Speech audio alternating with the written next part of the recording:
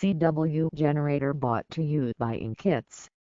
This is our ham radio education video. Build a CW generator for SSB transceivers or transmitters. This kit can be used as a Morse code practice oscillator and as well as CW generator for SSB transceivers like BitEC. CW can be used in two ways. 1. By feeding the 700 Hz tone to the mic input stage of TX. 2.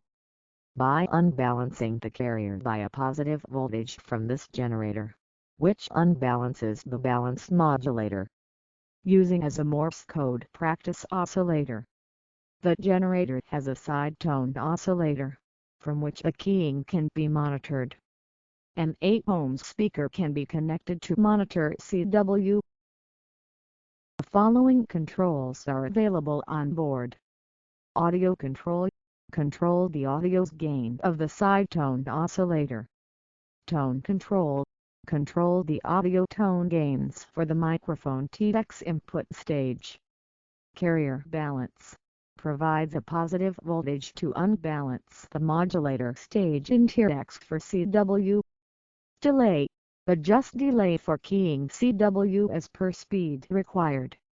The generator can be powered by DC 12 volts from the transceiver connected with the 5-pin connector or by a 9-volt battery.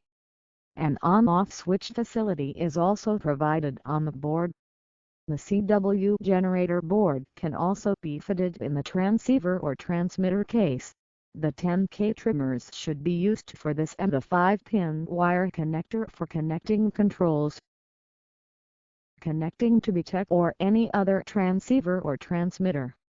The unit can be connected to BitEC with the 5-pin connector on the CW generator board and the 4-pin XLR connector of BitEC with a shielded cable provided.